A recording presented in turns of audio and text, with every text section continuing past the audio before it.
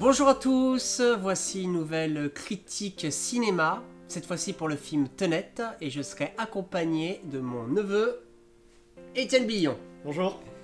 A tout de suite. Tenet est un film américano-britannique écrit et réalisé par Christopher Nolan, avec John David Washington, Robert Pattinson, Elizabeth Debicki et Kenneth Branagh. Muni d'un seul mot, Tenet est décidé à se battre pour sauver le monde. Notre protagoniste sillonne l'univers crépusculaire de l'espionnage international. Sa mission, le projettera dans une dimension qui dépasse le temps. Pourtant, il ne s'agit pas d'un voyage dans le temps, mais d'un renversement temporel. Alors, Étienne, qu'est-ce que tu as pensé de ce film ? Écoute, moi je suis un très gros consommateur de Christopher Nolan depuis ses tout débuts. Je l'ai découvert avec Memento, qui était déjà un film bien tordu. Oui, où il avait complètement inversé le montage dans tous les sens. En effet, c'était un amnésique pour se rappeler de certains souvenirs, il se tatouait des phrases sur son corps. Puis après, Insomnia aussi, où c'est Robin Williams qui fait le méchant, Ouais. qui est assez surprenant quand on connaît la filmographie de l'acteur, qui est plutôt axé sur les enfants, la comédie. Et puis après, comme tout le monde... Je crois que c'est un de ses seuls d'ailleurs films dramatiques à Robin Williams. Ouais, c'est possible, ouais. Mais c'est vrai que moi, ma génération, pour moi, Robin Williams, c'est Jumanji, Madame Doubtfire. Le cercle des poètes disparus. Ouais. Non, ça m'a beaucoup Peter embêté. Pan. Voilà, Hook, ouais, en effet, ouais. Et puis, après, comme tout le monde, bien sûr, la trilogie Batman. Le Prestige aussi, qui est un peu moins connu, mais qui est génial. Avec Et- Hugh Jackman et Oh. Christian Bale. Exactement, duo de magiciens, ouais, super. Puis Dunkerque, récemment, que moi j'ai bien aimé. Interstellar. Interstellar aussi, ouais, Inception. Inception, ouais. J'ai oublié les deux principaux. Bah oui. Mais bon, c'était évident que vous connaissiez ces deux films. Et c'est vrai qu'en voyant la bande-annonce de Tenet, j'ai eu une petite frayeur parce que j'avais peur que ça ressemble à un pseudo-Inception. Ouais. Le film un peu torturé, scénario où il faut vraiment s'accrocher. Et t'as trouvé que ça ressemblait à Inception ? Ça ressemble pas à Inception, mais faut s'accrocher. Ah là, De ce côté-là. c'est un film qui retourne le cerveau. Ah oui, faut. Et c'est vrai que peut-être même plus qu'Inception, même si Inception il m'a fallu plusieurs visionnages pour vraiment tout comprendre. Tenet, c'est dans la même trempe. Moi je dirais que ça ressemble à un sorte de James Bond, un film d'espionnage, avec en plus ce côté notion dans le temps en fait, qui fait vraiment la force du film. Ouais. Et c'est le concept de son film, parce que là c'est pas vraiment un scénario, enfin c'est pas sur le scénario qu'on va aimer le film. C'est pas sur les personnages où on va s'attacher aux personnages, c'est un peu comme Dunkerque, où on s'attache pas forcément à fond aux personnages, parce qu'on n'a pas vraiment de moments émotionnels forts. Mais c'est un concept. C'est vraiment un concept qui est basé sur on inverse le temps, on joue sur le temps, et c'est là-dessus qui est vraiment l'originalité de ce film Tenet. Tout à fait. Et moi j'ai eu la chance de regarder la bande-annonce. C'est pas une grande surprise. Je m'attendais à ce que le film soit compliqué. Bien sûr, faut pas y aller fatigué. Faut vraiment être en forme. Qu'est-ce que tu as pensé donc des acteurs, par exemple, du fils de Denzel Washington? Oui, alors en effet, il y a John David Washington qui joue dedans. On a pu le découvrir dans Black Huntsman, qui a très bien marché à Cannes, film de Spike Lee. Qui était excellent. Qui est excellent, oui. C'est un Afro-Américain qui a réussi à infiltrer le Ku Klux Klan. Avec en partenaire Adam Driver. Adam Driver. Et en plus, qui est juif. Donc un juif qui intègre le Ku Klux Klan, c'est assez c'est marrant. sympa. Et j'ai bien aimé. Robert Pattinson, c'est dingue comme il a réussi à se réorienter vers un cinéma totalement indépendant. Alors moi, par exemple, dans son annonce par rapport à Batman, le nombre de messages que je voyais sur Facebook de gens qui étaient scandalisés qu'il interprète Batman, Il s'est fait parce lyncher, ouais. ils avaient dans la tête sa première trilogie Twilight en tant que vampire, Ouais. alors que ça lui a permis de se faire connaître, mais derrière il a fait des choix en tant qu'acteur pour mettre complètement ce rôle-là de côté. Daniel Radcliffe, c'est pareil, c'est la même chose. Ouais. On le cantonne dans son rôle de Harry Potter, alors que derrière, il a fait des choix d'acteur, un peu comme Robert Pattinson, qui les a amenés complètement dans autre chose. Et donc, quand on m'a dit que c'était lui qui allait faire Batman, perso, moi, j'ai pas été scandalisé. Au contraire, je faisais partie de ceux qui disaient, moi, je vais y croire. Je crois en ce film-là, encore plus quand c'est Matt Reeves qui se retrouve à la réal. Tu sais que Ben Affleck aussi s'est fait lyncher quand on a appris que c'était lui le Batman. Et pourtant, il y a plein de maintenant de fans de Ben Affleck dans le rôle de Batman. Ouais, c'est vrai, ouais. Mais non, Robert Pattinson, oui, en plus il a fait des films avec David Cronenberg, qui est pas du tout dans l'univers Harry Potter. Et dans son rôle là, justement, dans ce film-là, t'en as pensé Dans quoi? ce film-là, j'ai trouvé pas mal, franchement pas mal. Je trouve qu'il joue un peu trop sur le côté british quand même. Il y a, Un ouais, peu- il y a ce côté british. Ouais. Après moi ça m'agace un petit peu le côté un peu. En fait, c'était drôle parce que en voyant le film, j'étais en train de me dire ah c'est lui qui fait Batman, ah c'est lui qui fait Batman. Et j'observais comment des fois il se tenait justement en tant que british un peu, voilà. Je me dis est-ce qu'il l'a fait en sachant qu'il faisait déjà Batman quand il interprétait ce rôle-là, quelle était son approche, voilà. Enfin bref. Mais par contre, moi vraiment celui qui sort du lot, c'est Kenneth Branagh qui fait le méchant Qui fait le méchant. et qui est On spoil pas là en Non, disant non. ça. Il y aura une partie spoil, là on spoil pas. On fait une partie là sans spoil. général. Pour moi, c'est vraiment l'acteur qui sort du lot, quoi. Je le trouve excellent. Ben, C'est- il a une carrière de dingue cet acteur-là. Il est que- flippant, quoi. que souvent on méconnaît un peu, mais moi je l'avais connu il y a très très longtemps, enfin c'est pas un de ses premiers films, mais quand il faisait Hamlet, et il avait fait une version d'Hamlet au cinéma, du coup, enfin c'était à filmer, enfin je trouvais ça vraiment, il est très très très fort quoi. Moi, c'est plutôt ses derniers films. Toi, il fait plus réalisateur. Il a réalisé le premier Thor. Et ah oui, c'est vrai qu'il a C'est réalisé lui, Thor, ouais. c'est vrai qu'il a fait Thor. Il a fait Et Thor, le crime de l'Orient Express où il joue et réalise et joue dedans. Hercule Poirot. Et là, on peut vraiment dire que son rôle qu'il interprète dans Hercule Poirot et le rôle qu'il interprète dans Tenet Ah oui, c'est. n'a vraiment Ah oui, non. rien à voir. Ah non, c'est sûr. Ouais. Il m'a fait penser un peu à Gary Oldman, qui aussi était connu pour complètement se métamorphoser. Il fait pas mal des rôles de méchants, que ce soit dans Léon récemment. Dans il a- Léon, il était excellent dans Léon. aussi. De toute Dans le façon, cinquième Cinquième élément. élément, Dracula. Et il me fait un peu penser à ça, en tout cas, Kenneth Ouais. Branagh. Mais pour moi, c'est l'acteur. Waouh. Je suis scotché, quoi. Par rapport en film lui-même, qu'est-ce que tu as pensé, par exemple, de la musique? Alors la musique, c'est très... comme on parle, le sujet c'est remonter le temps, moi j'ai remarqué qu'il y avait un côté très organique. C'est-à-dire qu'il y avait des moments d'inspiration et en même temps des bruits de cœur, boum boum, boum boum. Et c'est le côté cérébral, le côté assez prenant, ça te prend au trip la musique. C'est waouh, c'est vraiment pour que tu restes accroché. J'ai trouvé, elle allait parfaitement dans l'esprit du film, je trouve. Moi, je vais rajouter un autre truc. C'est dans. Je crois que c'est pas. J'ai pas vérifié. Faudrait que je vérifie. Je le mettrai peut-être si c'est pas le cas. Mais je crois que c'est pas le même compositeur que dans Dunkerque. Et pourtant, quand le film a démarré, j'avais l'impression d'être dans la continuité de Dunkerque. Ouais. Donc je pense dans son approche, son évolution à Nolan par rapport à la musique, elle a une part prédominante dans ses derniers films. Peut-être dans ses premiers films d'ailleurs, je ne me rappelle plus. Faudrait que je vérifie dans Memento ou autre.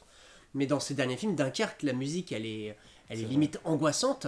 Et là, le démarrage, c'était le même style de musique, une musique qui dit, qui te prend et qui une sorte de continuité non-stop dans les premières scènes. Après, ça m'a moins marqué, mais au début, j'ai fait waouh, il est vraiment dans un nouveau délire. Il était vraiment dans la continuité de Dunkerque. Ah oui, les basses, tu les entends bien. C'est même sans spoiler, dès la scène d'ouverture, c'est boum boum C'est ça. boum boum. C'est la scène d'ouverture, elle est. Ah ouais. Du point de vue musical, elle est. Ah, tout est vraiment- puissant, ouais. Ah, waouh. on rentre dans le film direct. On est dans l'ambiance. Pas Alors, besoin d'attendre un peu. Du coup, est-ce que ce film t'a plu? Alors, au début, je me suis dit, putain, Cédric, dans quoi tu m'as embarqué? Et en fait, quand on sort du film, d'ailleurs, on n'a pas parlé tout de suite, il y a un petit moment de digestion. Mais au final, ouais j'ai bien aimé. Ouais. J'ai vraiment aimé. Qu'est-ce qui t'a plu dans ce film? Déjà, c'est un film complètement atypique. Il n'y a pas un film qui ressemble à ça. Donc, ce que j'ai dit au début par rapport à Inception, non, c'est totalement différent. Ce que j'ai plu, c'est le côté novateur, quoi. Tout est nouveau. C'est le scénario. Bon, c'est un scénario à la Nolan. D'ailleurs, c'est pas son frère qui écrit le scénario, là, c'est lui qui fait. Il réalise et il écrit. Normalement, il est toujours avec Jonathan Nolan. Alors, en fait, Jonathan Nolan avait fait les premiers films, Memento, les Batman en écriture, avec Christopher. Et il y a 3 films où Christopher était tout seul. Sur la filmographie, c'est pas beaucoup. Hein. Ouais, C'est Inception, c'est Dunkerque et c'est celui-là. Voilà, c'est les 3 films où Jonathan n'intervient pas. C'est vrai qu'on disait qu'il était Ouais, maintenant peut-être. plus attaché à des projets de série, donc il a fait Westworld, je parle du frère de Du Jonathan, et il a fait aussi Person of Interest. Qui est, enfin, moi, j'ai vu que les 2 premières saisons, mais j'avais adoré le concept. Ouais. Ils aiment bien le rapport avec la technologie. Et, Ah oui, de toute façon tu reconnais l'écriture, c'est complètement barré. Et non, franchement j'ai bien aimé. Mais c'est dur de se faire un avis en sortant, faut au moins un bon quart d'heure. En fait, moi, je dirais 2 choses. C'est si tu te concentres que sur le scénario, le film, tu vas pas l'aimer. Parce qu'il est vraiment assez simple, assez bateau. Si tu te concentres sur les détails, si tu essayes de voir comment il a traité le temps, le rapport avec le temps, il est très très riche. En fait, il y a beaucoup de scènes où tu as beaucoup d'informations, presque anecdotiques. Il faudrait vérifier l'importance de chacune des... Il faudrait le voir 2-3 fois, c'est un film à voir plusieurs fois si on aime vraiment. Après, moi je sais que je vois rarement un film souvent parce que j'aime bien découvrir quelque chose toujours de nouveau. Mais il y a beaucoup d'informations et c'est pour ça que c'est limite cérébral plus que émotionnel ce film-là. Oui, je suis d'accord. Et, mais il y a des détails par-ci par-là où tu vois qu'il pense aux détails. C'est un réalisateur qui est pointilleux. Et ça se voit dans l'évolution. Donc si tu es concentré sur le scénario, franchement, tu vas passer à côté du film, tu vas dire c'est n'importe quoi ce film-là. Si par contre, tu essayes d'observer un petit peu, de comprendre tout ce qui se passe et de voir vraiment les détails de comment ça fonctionne, moi je trouve qu'il est hyper riche. Mais je sais que demain je vais te contacter. Déjà, comme je vous ai dit, il m'a fallu du temps pour apprécier le film. Mais je sais que demain, je vais totalement kiffer le film. Parce que c'est vraiment un film, il faut du temps pour... parce que demain, la nuit, ça va m'aider à me rappeler quelques souvenirs que j'ai oubliés, que j'ai ratés. Mais je sais que demain, j'aurai un avis x10. Oui, là, faut savoir, on sort C'est tout frais. Voilà, on est allé le voir il y a même pas 1 heure, le temps de rentrer, d'installer la lumière, la caméra, et c'est parti, on fait la review. On en a même pas parlé pendant le trajet Voilà. parce qu'on voulait vraiment être naturel et confronter nos avis. Voilà, ouais, c'est ça. Non, c'était dur de pas en parler. Parce que souvent on voulait, ah non, faut qu'on s'arrête. Et oui, petite cacahuète, c'est gratuit. C'est le 11e film de Nolan. Et 11, c'est un nombre, c'est un palindrome, ça se lit dans les deux sens. Comme Tenet et comme le thème du film où il y a l'idée du temps qui avance et qui recule. Qui avance et qui recule, et comme on peut le voir un petit peu sur les images de la bande-annonce ici présent. Moi, il y a une chose qui m'a bluffé, c'est qu'il y a un acteur que j'ai pas reconnu dedans, ce que je lui disais. Il me l'a dit à la sortie, c'est l'acteur de Kick-Ass, de Vif Argent dans les Avengers. Aaron Taylor Johnson. Voilà, il s'est métamorphosé physiquement, avec la barbe, les muscles, tout ça. Et j'étais en train de me dire, je me disais, waouh, cet acteur, je le connais pas. Il a un super rôle, il a un rôle important dedans. Et lui, ça se trouve, ça va être peut-être une future star. Et en fait, non, c'était déjà très connu. Mais ils en ont pas trop parlé, il est même pas sur l'affiche. Ouais, là je l'ai vu dans la bande-annonce, il apparaît à peine. Ouais. Peine, il est pas sur la dedans. bande-annonce. Il est un petit peu sur la bande-annonce, mais vraiment à peine quelques secondes. Pourtant, c'est une tête d'affiche, enfin, c'est pas. Je sais pas. Un autre point, avant de passer sur la partie spoil, un autre point auquel on n'a pas parlé, c'est de la réalisation. Comment il a réalisé.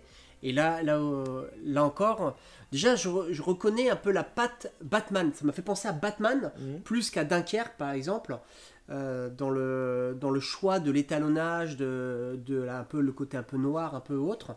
Il y avait un côté Batman dans ce film-là. Et encore une fois, la réal, moi je trouve l'image elle est nickel. La manière dont il a géré le temps et le retour vers le temps, c'est propre. Il est impressionnant, c'est un des meilleurs réalisateurs de sa génération, ça c'est sûr. En fait, il n'y a que lui qui fait ce genre de film. C'est le côté blockbuster, mais un peu film d'auteur. Parce que maintenant, blockbuster, bon, c'est des films un peu popcorn. Mais là, c'est vraiment, c'est du grand spectacle, mais en même temps, on sait qu'il y a de l'écriture derrière, quoi. Et d'ailleurs, je me posais plein de questions en voyant le film. C'est notamment, je pense qu'il y a plein de scènes, il les a fait comme s'il il allait les monter à l'envers. C'est-à-dire les acteurs ont joué à l'envers. J'ai cette sensation-là. Peut-être que je me trompe, mais à un moment donné, je les voyais en train de courir comme ça, alors que les autres marchaient normalement. Et je me disais, en fait, je sentais qu'il y avait un truc qui était bizarre. Et je suis prêt à parier qu'il y a des scènes où, quand ils l'ont réalisé, les acteurs ont fait... sont allés dans le sens inverse et pour jouer sur cette notion de temps. Moi, je vous cache pas, il y a certaines scènes qui m'ont un peu mis la gerbe. Le côté de voir des actions en arrière, je sais pas, mon cerveau n'est pas habitué, quoi. Des fois, j'avais le tournis. J'avais vu un court-métrage au Nikon, c'était il y a 2-3 ans, c'est un festival de films de 2 minutes 20, où justement ils avaient fait tout le film à l'envers, et où justement il y avait quelqu'un qui parlait à l'endroit, et l'autre qui parlait à l'envers. Et non, mais c'est impressionnant parce que du coup la personne avait appris du coup les syllabes pour pouvoir les dire à l'endroit quand il allait monter à l'envers. Et je pense qu'il a utilisé un petit peu cette méthode là aussi sur certaines scènes, pas tous, mais la plupart. C'est vrai qu'il y a une scène, il y a ça. Ouais. Est-ce que tu as autre chose à rajouter avant qu'on passe à la partie spoil? Non, spoil, allez, qu'on balance. Donc voilà, donc là maintenant ça y est, c'est terminé. Si tu as pas vu le film, faut que tu arrêtes la vidéo là et reviens quand tu auras vu le film. À plus tard. Et pour ceux qui sont toujours là, c'est le moment de spoiler. Alors, qu'est-ce qu'on pourrait dire dans cette partie spoil? Moi, il y a la première chose que je parlais de détails, mais il y a un moment donné, tu sais, je te l'avais dit, dans la voiture, à un moment donné, dans la voiture, on voit le rétro se péter. Il y a un impact. Il y a un impact. Et j'étais en train de me dire, mais comment ça se fait qu'il y a un impact dans cette... Ah, moi je me suis dit c'était pas fait au hasard, je savais qu'il allait y avoir un truc. C'est ça, je me dis, s'il y a l'impact là, c'est qu'il y a une raison qui va... Et ça montre à quel point, dans les détails du film, et ça c'est un truc que j'ai pu voir, mais je suis sûr qu'il y en a plein en une seule vision où tu passes à côté. Ouais. Et en fait, comme la première scène où tu vois l'impact et après tu vois la balle qui arrive, c'était la même chose avec ce côté, le rétro qui prend un coup et un peu plus tard tu vois la voiture qui elle est inversée, qui tape le rétro et donc tu comprends pourquoi c'était comme ça, quoi. C'est vrai qu'il faut être très attentif, même au début du film on voit une fille qui plonge du yacht dans l'eau. Exactement. On se rend compte à la fin qu'en fait c'était elle-même qui s'est observée, qui est remontée dans le passé, et en fait c'est elle qui plonge, donc elle s'est elle-même regardée. T'as le passage aussi où t'as John David Washington qui se tape avec un soldat, et en fait on se rend compte que il se tape contre lui-même parce que c'est lui qui a réussi à remonter le passé. Faut vraiment être attentif. et alors, comme moi je sortais de Dark, j'avais vu les 3 saisons de la série Dark, du coup il y a plein de ficelles. D'ailleurs, j'aimerais bien savoir si Nolan a vu Dark avant de faire son film, parce qu'il y a plein de ficelles, c'est les mêmes. Donc moi, j'ai pas été aussi surpris que ça, c'est-à-dire quand il avait vu quelqu'un, tu vois, dans le moment où il voit quelqu'un, il a le masque dans les mains, il voit quelqu'un et il réagit bizarrement.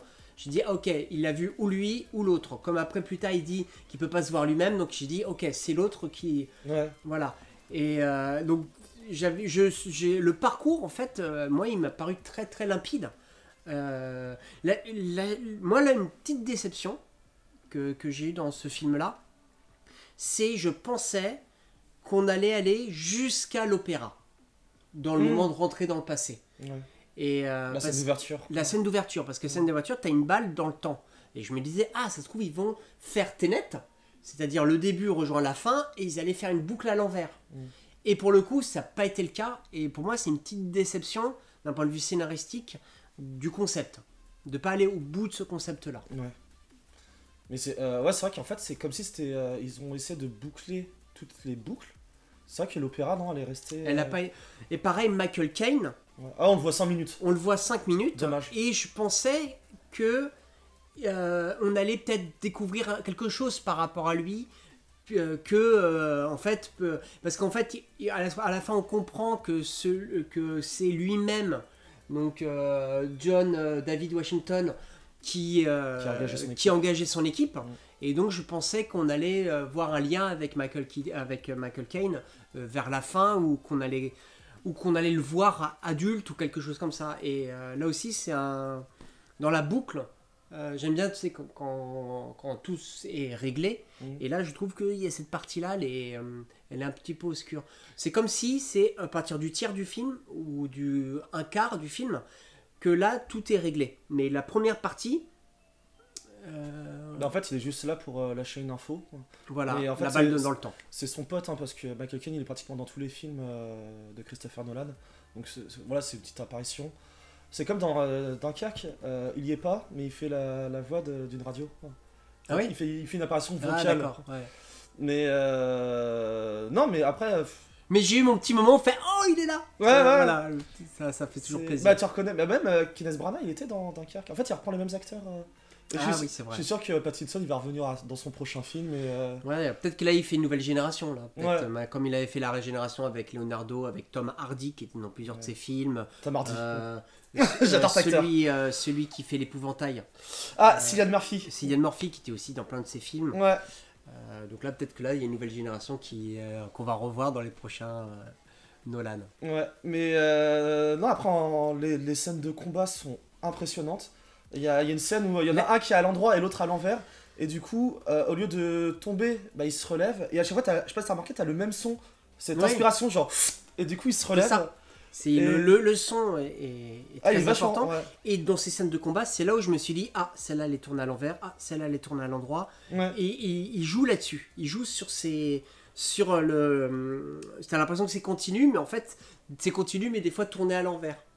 Et monté du coup dans l'autre sens.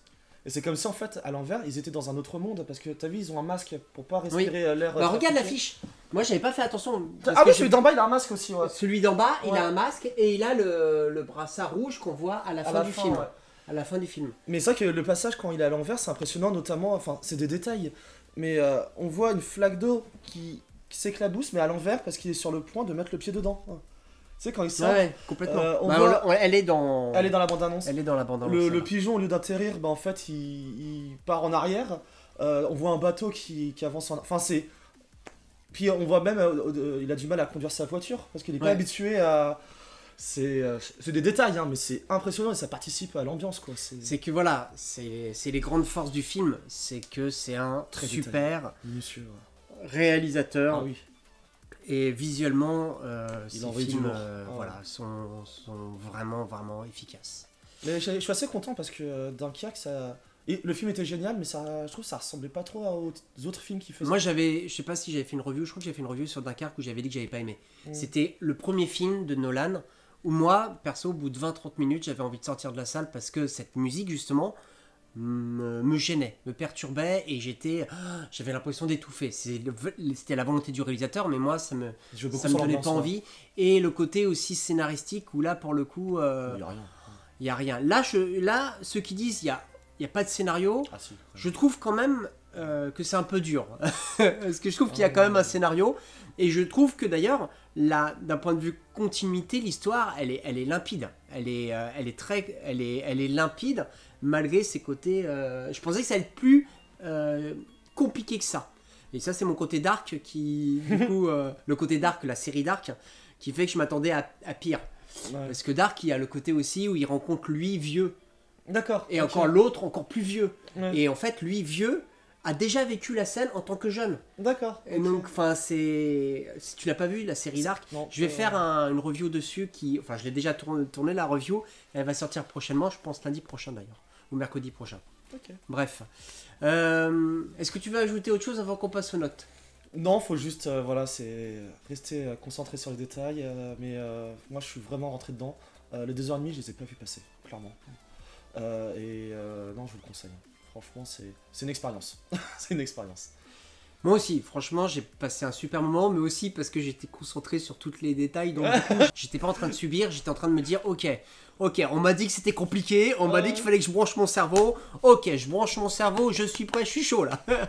Et du coup, j'étais déçu parce que toute la première partie, je me dis, mais en fait, il n'y a pas de détails. Ils arrivent quand les détails ? Alors peut-être que du coup, je suis passé à côté des détails, mais je pense pas quoi. Ah oui, on en a raté, c'est sûr. Tu donnerais combien à ce film-là ? Alors, c'est assez difficile parce que forcément, naturellement, j'ai tendance à le comparer à d'autres films qu'il a pu faire. Bien sûr, enfin, moi j'ai préféré Inception quand même, si je reste dans le même délire. Batman, moi j'ai préféré Batman 1 et 2. Mes manteaux, ouais. C'est.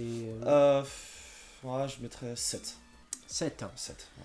Moi, je mettrais plus que Dunkerque, mais Dunkerque, de tête, je crois que je l'avais mis 4 ou 5 parce que j'étais vraiment, vraiment pas... Ah non, j'ai pas apprécié du tout. C'est sévère. Ouais, non, c'est sévère parce que la qualité de la réal est toujours présente chez Nolan. Ah, il y a Tom Hardy quand même. Ouais, mais Tom Hardy, il est masqué, et Tom Hardy il fait pas tout un film, tout repose pas sur lui. Et je retrouve le même défaut que dans Dunkerque, où j'ai l'impression que je m'attache pas au personnage. Non, c'est vrai qu'on... Bah, même ça me dérange. Le perso principal, on sait pas vraiment ce qu'il est, on sait pas si c'est la CIA, c'est ça, c'est-à-dire tout le début, la première partie, je je pensais que la fin allait venir sur le début pour qu'on comprenne comment il démarque, d'où il vient, il est censé être mort, et je croyais qu'ils allaient jouer au-dessus. En fait, qu'il est pas vraiment mort parce qu'en fait, enfin... Si, on sait que Robert Pattinson a été engagé par lui. Oui, mais c'est vrai que lui, on sait pas d'où il vient. Parce qu'on sait que lui, vieux, va revenir dans le passé, mais lui, jeune, le point de départ, je trouve qu'il manque une boucle.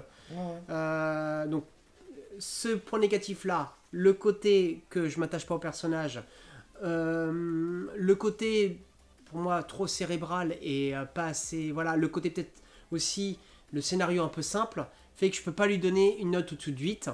Après... Le reste, c'est que des bonnes qualités et ça fait du bien que Nolan se soit battu pour qu'il soit au cinéma. Parce que Disney qui enlève tous ses films, ben lui, il s'est battu pour qu'il reste au cinéma. Ça fait du bien au cinéma. Et ça fait du bien d'aller voir un film comme ça au cinéma. Et là aussi, respect pour la démarche de Nolan de ce côté-là. Parce qu'il ne faut pas que le cinéma devienne élitiste. Il ne faut pas que les places commencent à exploser parce qu'il n'y a plus personne qui va au cinéma, comme au théâtre d'ailleurs. Donc ça aussi c'est un point positif. Donc je vais lui mettre 7 sur 10. Voilà. Tu lui as dit combien toi déjà? 7. Et ben voilà. 7. Donc la note du film sera 7. Bon, vous connaissez la moyenne. Bon allez, est-ce que tu as autre chose à rajouter avant qu'on quitte? Surtout aller au cinéma, ils en ont besoin. Voilà, avec masque. Avec vos amis, allez-y. De toute manière franchement, c'était jour de sortie, on était mercredi, il sort aujourd'hui le film. Bon il y a des avant-premières mais il sort aujourd'hui. On y allait à 16h15, mais franchement, il y avait quoi? Elle était pas pleine la salle. Il y avait 20 personnes dans la salle. Et c'est une salle de 200-300 personnes. Donc, allez au cinéma, on peut y aller. C'est un bon film en plus. Protégez-vous, mais allez au cinéma. Allez, sur ce, à la prochaine. À bientôt.